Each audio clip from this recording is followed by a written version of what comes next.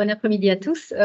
Juste, voilà, un petit exemple de différentes questions que Carole m'avait envoyées pour discuter dans cette présentation.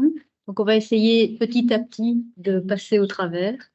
Donc, premier point, j'ai parlé de la précarité énergétique et des aspects rénovation. Donc, pour rappel, la précarité énergétique, c'est une situation multiforme, pardon, oui, qui touche globalement un cinquième des ménages en Belgique, mais plus d'un quart des ménages au niveau de la région de Bruxelles-Capitale. Donc, quand on parle de précarité énergétique, on parle de difficulté à payer la facture énergétique ou avoir une facture énergétique qui pèse trop lourd dans le budget disponible des ménages. Donc, on parle à ce moment-là de précarité énergétique mesurée. Mais on a aussi les aspects précarité énergétique cachée où on suppose que les gens sous-consomment par rapport aux besoins de base qu'ils auraient et donc ils se restreignent par rapport à la consommation qu'ils devraient avoir. Et quand on parle de précarité énergétique ressentie, c'est tout ce qui est lié à la crainte de ne pas être en capacité de chauffer correctement son logement pour des raisons financières ou autres. Et donc, tout ça forme à peu près 20% des ménages en Belgique, 25% des ménages à Bruxelles. Donc, quand on a les différentes causes de la précarité énergétique, on voit clairement qu'il y a trois causes principales. Je ne sais pas s'il y a un curseur, oui. Donc, le revenu faible des ménages est vraiment une des principales causes. Les tarifs de l'énergie, forcément, mais surtout, là, ce qu'on voit en lien avec la rénovation énergétique et le sujet qui nous occupe aujourd'hui, c'est les logements de piètre qualité qui influent directement sur la consommation énergétique des ménages, notamment liée au chauffage. Et donc, l'aspect important, c'est de se rendre compte que la précarité énergétique a des conséquences liées au surendettement ou l'endettement, mais aussi à des problèmes de santé, d'exclusion sociale. Et donc, on se retrouve dans un cercle vicieux qui peut se renforcer au fur et à mesure. Donc, quand on fait l'analyse des ménages qui sont plus touchés par ces formes de précarité énergétique, on voit que ce sont les isolés familles monoparentales qui ont le plus de risques d'être en précarité énergétique. C'est un peu logique puisque ce sont les ménages qui n'ont qu'un seul revenu pour assumer notamment tout ce qui est lien à des dépenses liées au logement. Et on sait qu'à Bruxelles, le logement est particulièrement cher.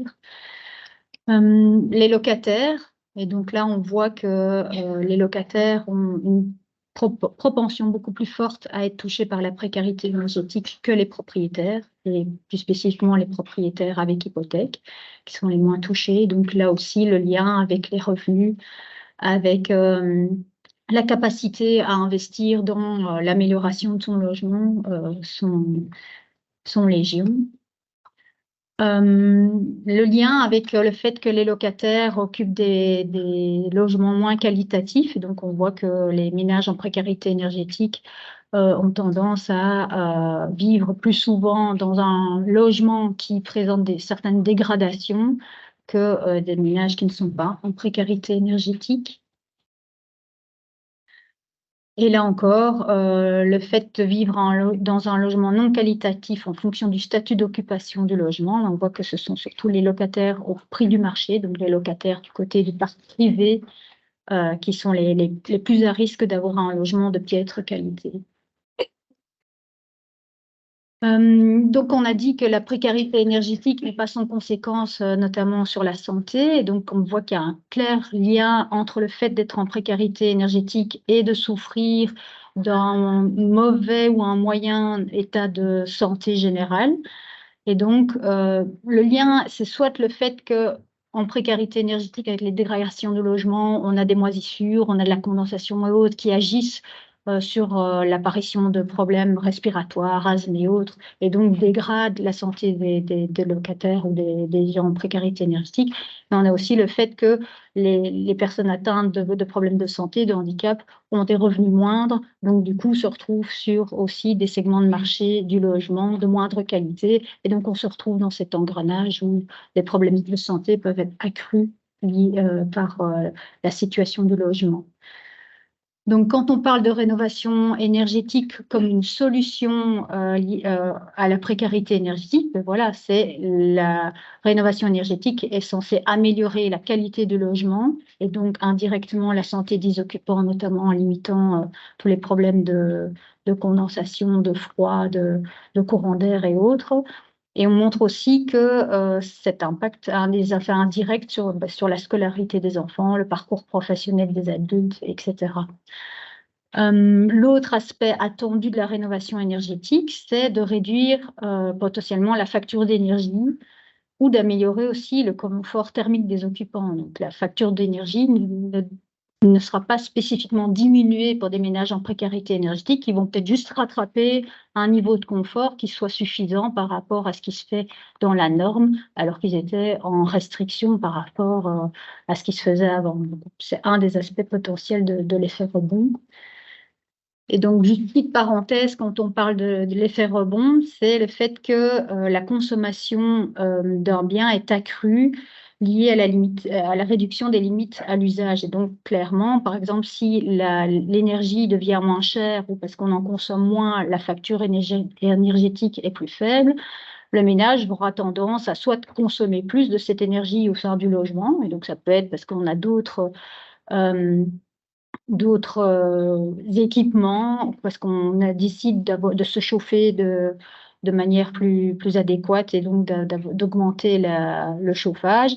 Mais ça peut être aussi des effets indirects et tout ce qui a été économisé sur la facture d'énergie est utilisé à consommer d'autres biens et services énergivores. Au niveau de la précarité énergétique, on observe plus souvent des effets directs, c'est-à-dire que les ménages ont peut-être tendance à consommer un peu plus au sein du logement parce qu'ils se permettent certains équipements qu'ils n'avaient pas l'occasion d'avoir auparavant ou d'accroître le niveau de confort thermique.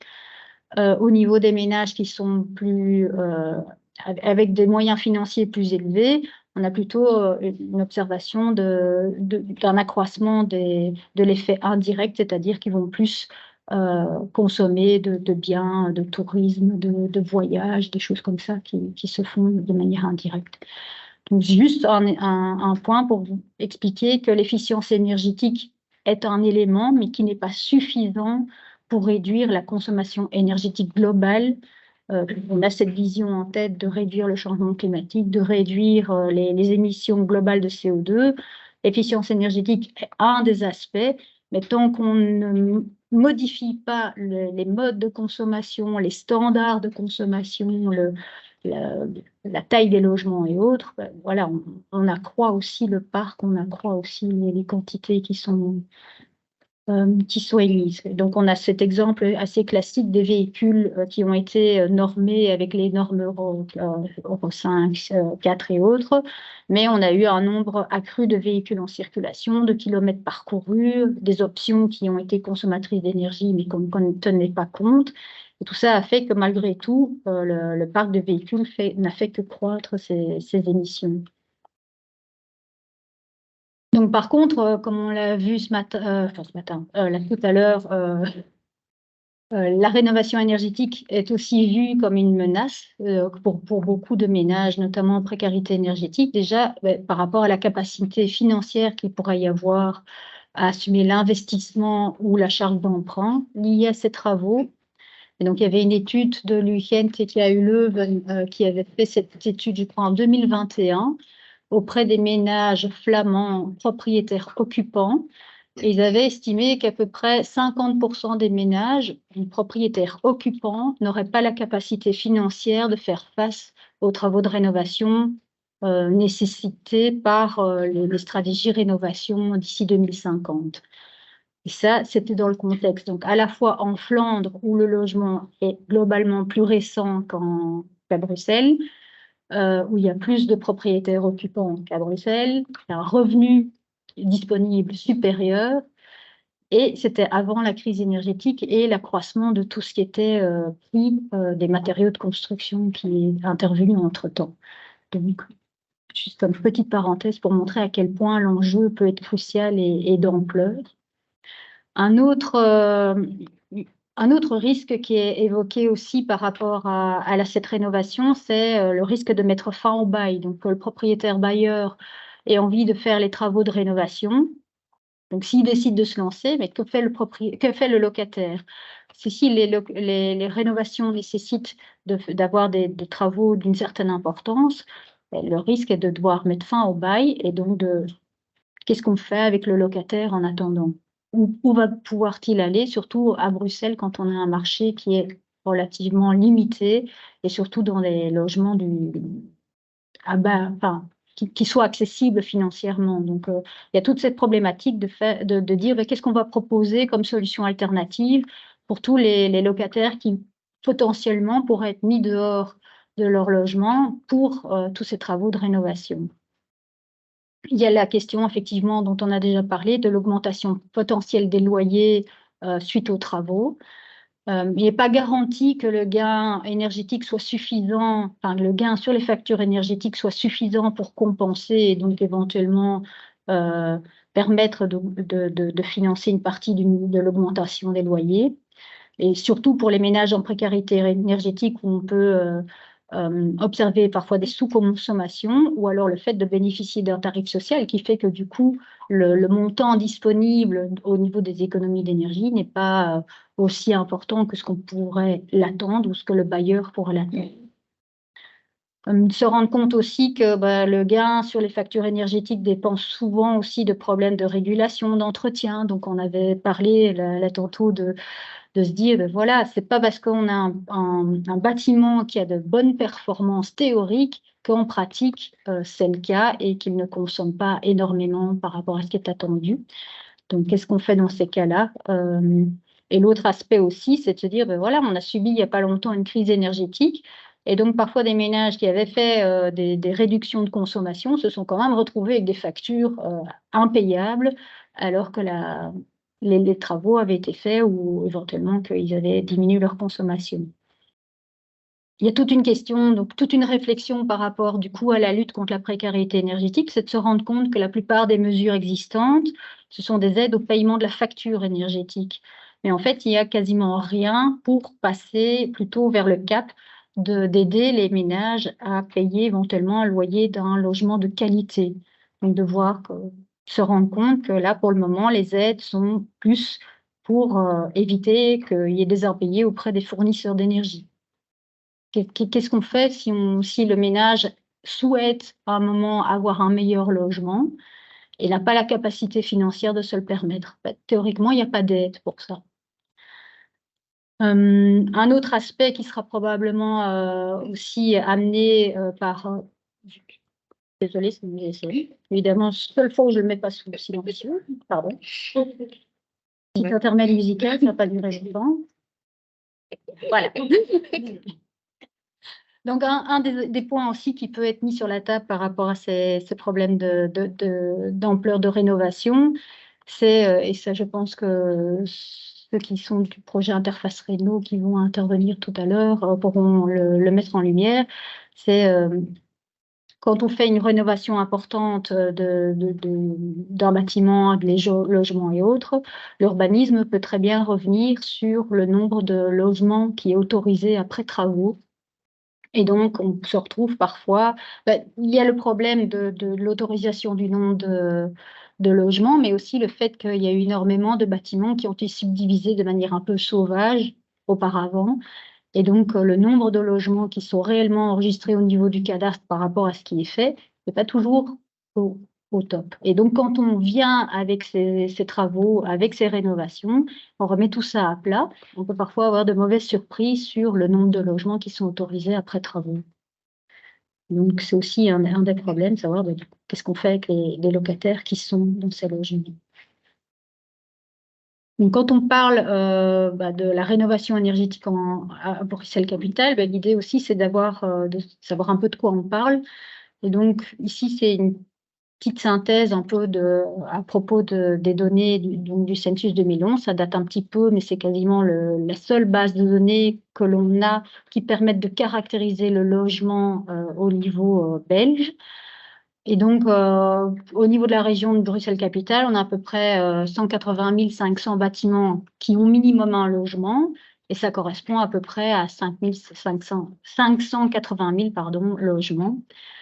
On a très peu de logements unifamiliaux, donc on se retrouve d'office avec du logement qu'on appelle vertical ou collectif. Et donc c'est des bâtiments à plusieurs logements. Et dans ces catégories-là, on a une partie qui sont des bâtiments de rapport, c'est-à-dire que c'est un même propriétaire qui possède tout le bâtiment. Et donc, ça peut être des propriétaires particuliers, mais ça peut être aussi des CISP au niveau du logement social ou des sociétés privées, ou même d'autres entités publiques, hein, comme des CPS, parfois des communes qui ont leur propre régie de bâtiment. Et alors, on a toute une grande partie aussi qui sont ce qu'on appelle les bâtiments en copropriété, où là, on a un mode de fonctionnement particulier que je détaillerai par la suite. Qu'est-ce qu'on a comme caractérisation complémentaire aussi du parc locatif en région de Bruxelles-Capitale? Donc, on a que le parc locatif bruxellois est quand même très important puisqu'il y a moins d'un tiers des logements bruxellois qui sont occupés par leurs propriétaires. Donc, on a 2 tiers de logements qui sont dits loués. Et on sait que c'est à peu près 66% du parc locatif bruxellois est détenu par des particuliers. Il y a aussi une grosse partie par les CISP, c'est 6-7%, c'est un peu plus. Et donc voilà, la grosse part du parc locatif est détenue par des particuliers. Et donc c'est un élément assez crucial à tenir en compte par rapport aux différentes mesures à mettre en place à ce niveau-là. Alors, quelles sont les spécificités autres du marché bruxellois? Vous les connaissez certainement mieux que moi. Mais donc, il y a plus de 60% de ménages locataires, une importance des ménages à faible revenu. Donc, par rapport aux 2 autres régions, on a quand même une forte proportion de ces ménages. Et on a surreprésentation des ménages isolés, familles monoparentales. On a vu qu'ils étaient des ménages plus vulnérables par rapport à la précarité énergétique également. En termes de logement, donc on a peu de maisons unifamiliales et une importance du logement collectif.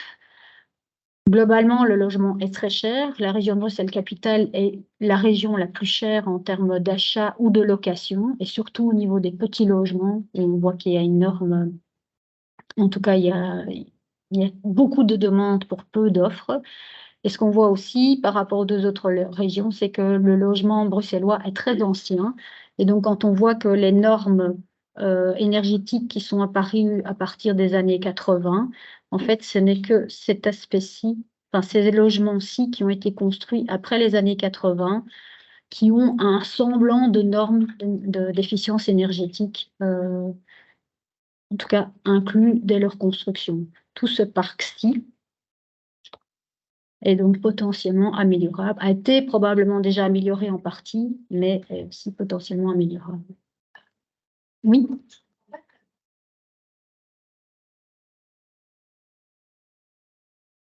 Oui, donc c'est un graphique que j'avais mis pour illustration, hein, mais en fait, c'est les différentes catégories de bâtiments, de logements. Et donc, en vert clair, ce sont les logements qui sont dans un bâtiment qui n'y a qu'un seul logement, donc unifamilial, mais c'est parfois une copropriété plutôt commerciale avec un logement. Donc, mais c'est quand même majoritairement maison unifamiliale. Les bâtiments de rapport, donc ce sont les logements qui se retrouvent dans un bâtiment qui est possédé par un même propriétaire, donc soit propriétaire particulier, soit une CISP. Enfin, donc voilà, c'est le type de bâtiment, c'est le même propriétaire pour tous les logements. Les ACP, c'est donc les copropriétés, les bâtiments en copropriété avec lesquels on a pu faire un lien avec un enregistrement d'associations de copropriétaires au niveau de la Banque Carrefour des entreprises. Donc, c'est des copropriétés où on a pu identifier qu'il y a une personne juridique associée.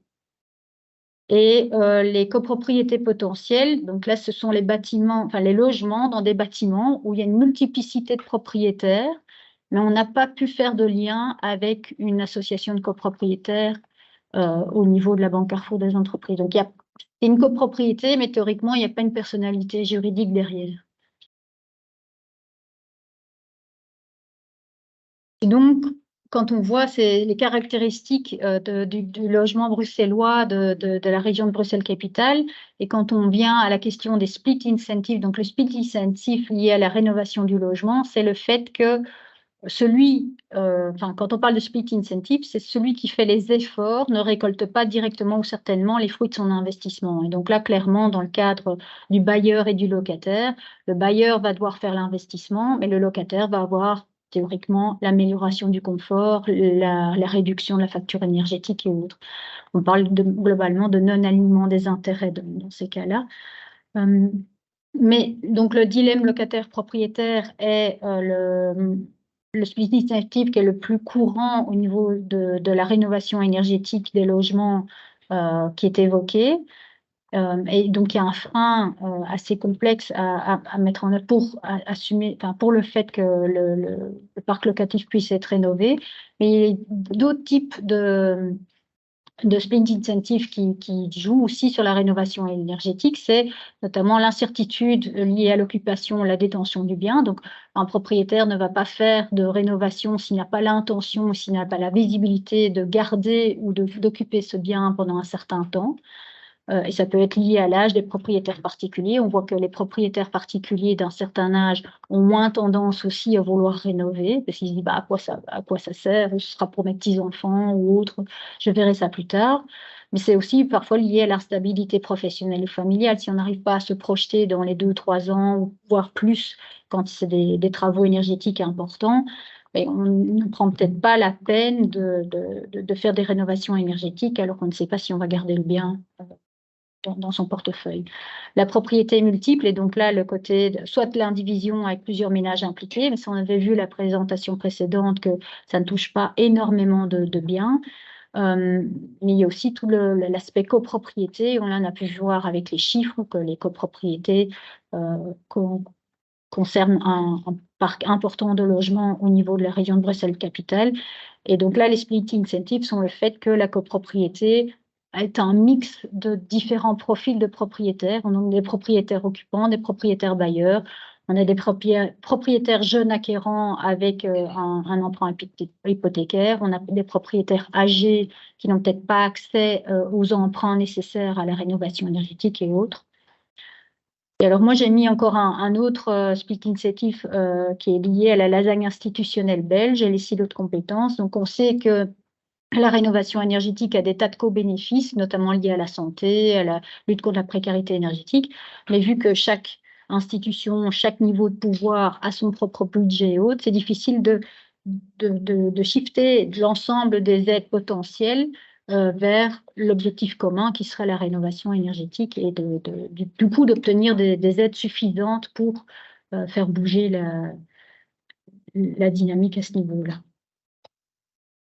Alors, quand on parle des copropriétés, donc on a vu que les copropriétés sont un élément essentiel au niveau de la région de Bruxelles-Capitale. Donc, on a parlé de la multiplicité des propriétaires. Souvent aussi, ce qu'on a dans ces bâtiments-là, c'est qu'on a un mix entre du résidentiel, mais il y a parfois aussi des autres activités qui sont présentes. Donc, au niveau du rez-de-chaussée, il y a parfois des commerces, des bureaux, parfois des maisons médicales et autres. Et donc là, ce sont à chaque fois aussi d'autres types de logiques liées à la rénovation énergétique, d'autres types d'aides, d'autres types d'accompagnement qui viennent compliquer un peu l'histoire. Dans les copropriétés, il y a tout l'aspect travaux privatifs liés au logement versus les travaux au niveau des communs.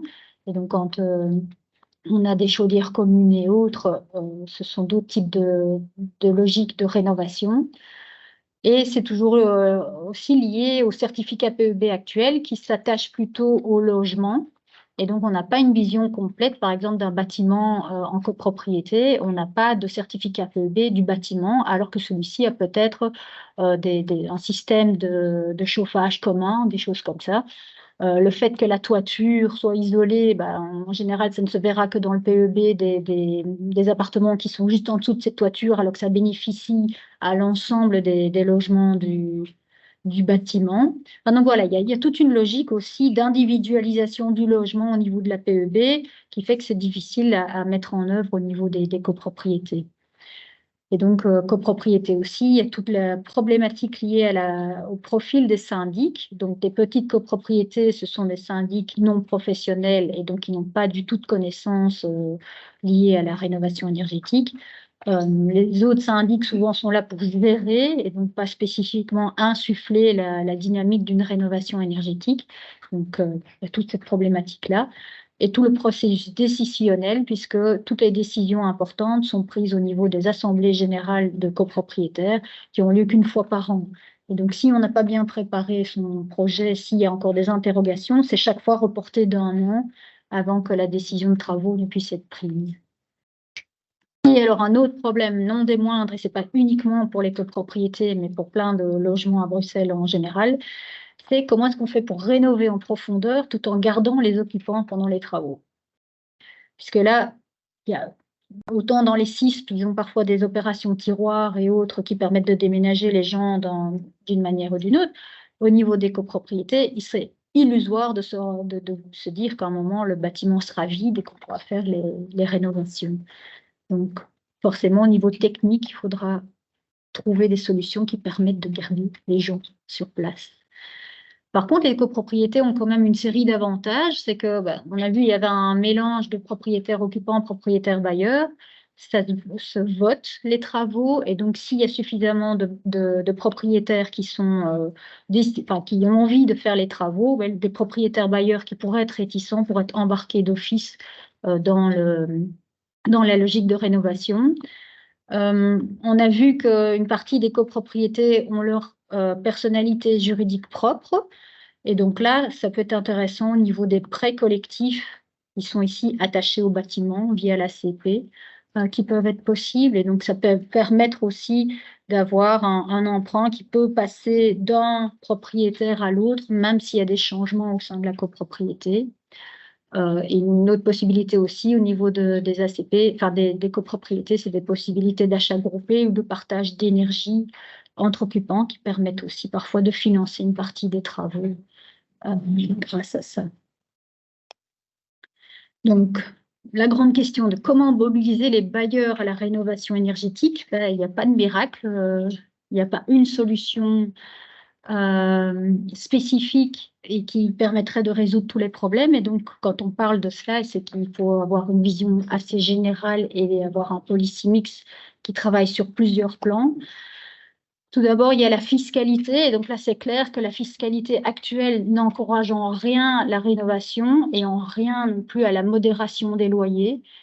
Et donc, c'est certainement un chantier à mettre en œuvre, c'est de savoir comment est-ce qu'on peut améliorer cette fiscalité justement pour que des bailleurs qui ont envie de rénover et d'avoir une certaine modération de loyer soient encouragés à le faire, alors qu'actuellement, c'est plutôt le statu quo qui est encouragé. Ne faites rien et vous payerez quand même toujours la même chose.